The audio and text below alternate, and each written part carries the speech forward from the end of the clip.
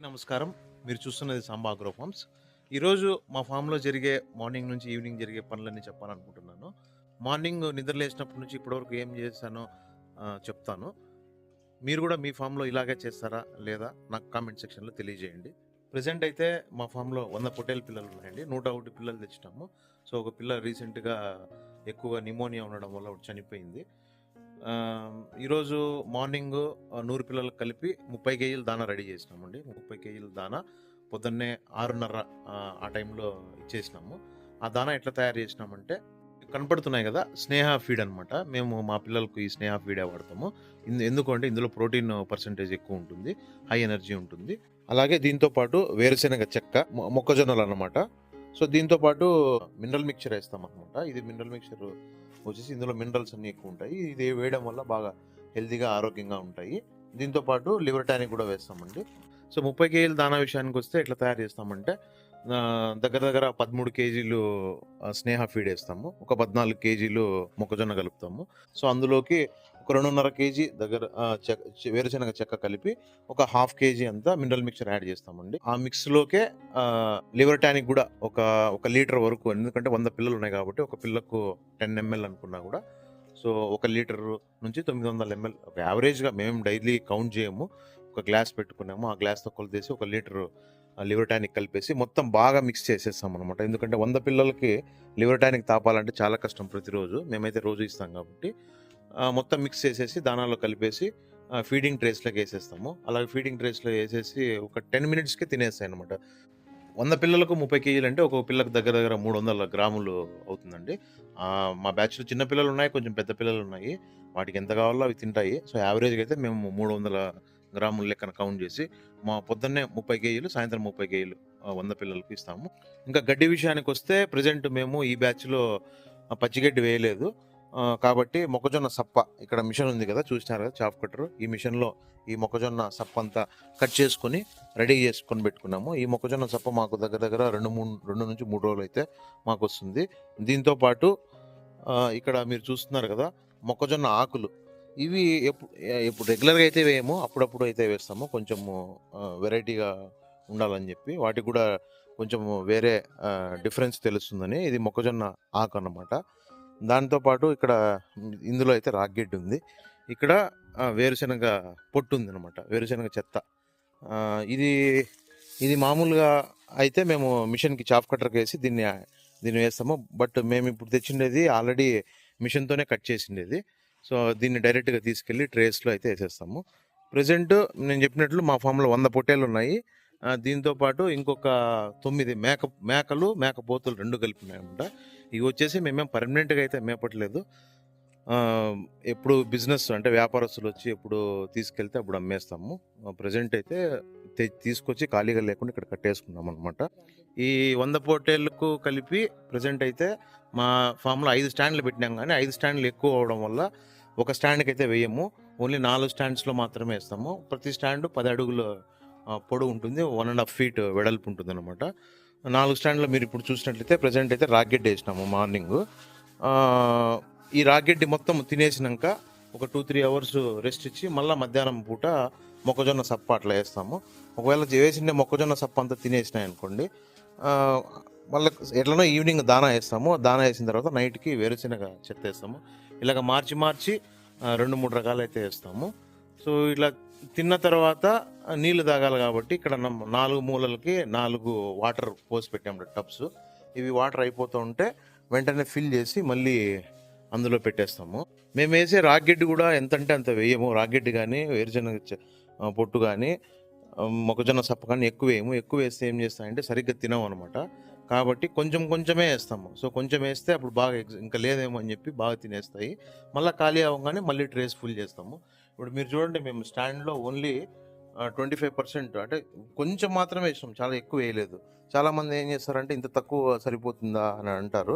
ఖచ్చితంగా సరిపోతుంది. Morning already 300 గ్రాములు దానా తినేసినాయి. కాబట్టి వాటికి ఖచ్చితంగా సరిపోతుంది. ఇది ఫుడ్ తక్కువ వేయడం వల్ల ఎక్కువ బెనిఫిట్స్ ఉంటాయి. బాగా నెమరు వేసుకోవడానికి బాగా అవకాశం ఉంటుంది. వేస్ట్ కూడా ఎక్కువ కాదనమాట. ఎందుకంటే ఇవన్నీ కొనాలంటే ఖర్చుతో కూడుకున్న పని. మనకు వెంటనే దొరకదు.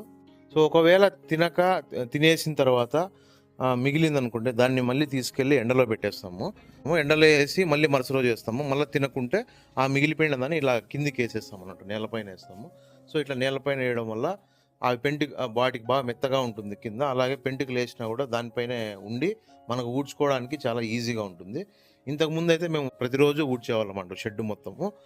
తర్వాత మాకు అంత అవసరం లేదనిపించింది. ఇప్పుడైతే ప్రజెంట్ ఈ వేస్ట్ అయిన పొట్టును మొత్తం కింద వేస్తాం కాబట్టి 5 రోజులకు ఒకసారి షెడ్ ఊడ్చుకుంటున్నాము. షెడ్ ఊడ్చుకున్నా కూడా బాగా నీట్గా ఉంటుంది. స్మెల్ ఏమీ రావట్లేదు. ఇప్పుడు ఎండల కాలము ఎక్కువైందని చెప్పేసి ఒక 1 వీక్ అయింది. పైన అయితే ఫ్యాన్లు బిగించినామన్నమాట, 2 ఫ్యాన్లు బాగా చల్లగా ఉండేకి. మా మా షెడ్ ఎట్లో చాలా ఓపెన్ స్పేస్లో ఉంటుందన్నమాట. 4 వైపుల నుంచి గాలి వస్తుంది. ఎటువైపు గోడలు అయితే ఉండవు. ఓన్లీ ఒక సైడ్ మాత్రము, అది 50% మాత్రమే గోడ ఉంటుంది. సో 4 వైపుల నుంచి గాలి చల్లగా వస్తుంది. పైన రేకులు ఉన్నాయి, కానీ రేకులు ఉన్నా కూడా అది వేడైతే ఎక్కువ రావట్లేదు. అయినా కూడా ఉండని అని చెప్పేసి ఫ్యాన్లు తీసుకొచ్చి బిగించినాము.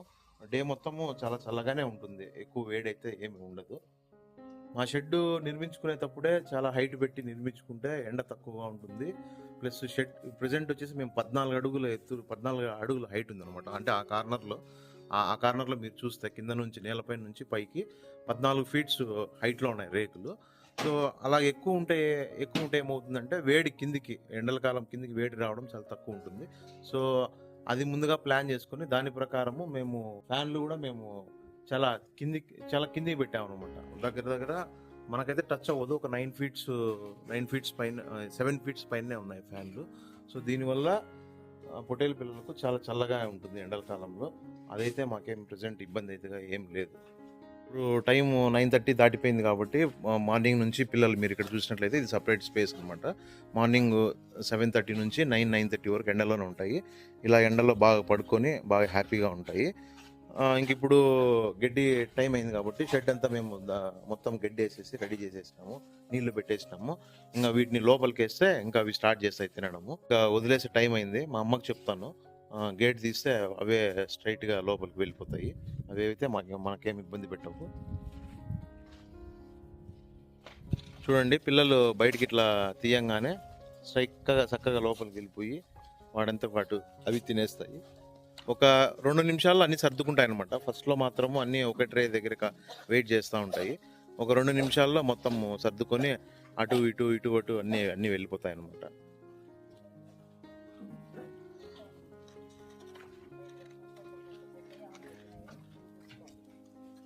ఇక్కడ మీరు చూడొచ్చు, అన్నీ ఒక్కొక్కటి ట్రైల్ దగ్గరికి అయితే వెళ్ళిపోతున్నాయి. ట్రైల్ దగ్గరికి వెళ్ళి ఇంకా స్టార్ట్ చేస్తాయి. ఎటుకైనా నీళ్లు అవసరమైతే మాత్రం అవే వచ్చి ఇక్కడికి వచ్చి తాగుతాయి అన్నమాట. అన్నీ 1-2 నిమిషాల్లో మొత్తం సెట్ అయిపోతాయి అనమాట. ఇప్పుడు మీరు అక్కడ చూస్తే లాస్ట్లో గుంపు ఉన్నాయి. ఏమేమి ఉన్నాయన్నీ చెక్ చేస్తుంటాయి అనమాట. ఏ ట్రేలో ఏముంది, ఏం గడ్డి ఉందని చెక్ చేస్తుంటాయి. 1-2 నిమిషాల్లో మొత్తం అన్నీ సెట్ అయిపోతాయి. ఇంతే, ప్రజెంట్ అయితే మా పని అయితే అయిపోయింది. ఇప్పుడు మేమేం చేస్తామంటే గడ్డి వేయంగానే ఇంకా అయిపోయింది కదా అని అయితే వచ్చేయము. ఒక 10 to 15 మినిట్స్ అనమాట ఇక్కడే నిలబడి చూస్తామన్నమాట అన్ని పిల్లలు తింటున్నాయా లేదా.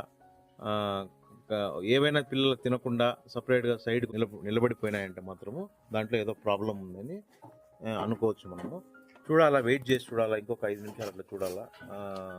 అలాగే తినకుండా ఉంటే మాత్రం వెంటనే వచ్చి చూసి దానికి ఏమైనా కాలు నొప్పి పెట్టిందా, లేకుంటే ఏమైనా జ్వరం వస్తుందా, థర్మామీటర్ పెట్టి చెక్ చేసుకొని అట్లా చూసుకొని దాని ప్రకారం ట్రీట్మెంట్ చేసుకుంటే వెంటనే అవి రికవర్ అయిపోతాయి. ముఖ్యంగా జీవాలు అనారోగ్యంగా ఉన్నాయా లేదని మనకు తెలిసేది మేత తినేటప్పుడు, దానా తినేటప్పుడు మాత్రమే. ఆ టైంలో అయితే మనం ఈజీగా కనుక్కోవచ్చు. ఎందుకంటే మేతను దానాన్ని ఇష్టంగా తింటాయి కాబట్టి ప్రతి పొట్టేళ్ళు సైడ్కి నిలబడుకోకుండా వెళ్ళిపోయి తింటాయి. ఏదైనా సైడ్కి నిలబడిందంటే మాత్రం దానికి ఏమైనా కడుపు ఉబ్బరం ఉందా, జ్వరం ఉందా, కాలు నొప్పి ఉందా, ఇంకేమైనా ప్రాబ్లం ఉందా అని మనము దాన్ని చూసుకొని అర్థం చేసుకోవాలి. అంతే. ఈ రోజుకి ఈ వీడియో ఇంతే. వీడియో నచ్చినట్లయితే లైక్ చేయండి, షేర్ చేయండి, సబ్స్క్రైబ్ చేసుకోండి. మీ ఫ్రెండ్స్, బంధువులతో షేర్ చేయండి. Thank you. బాయ్.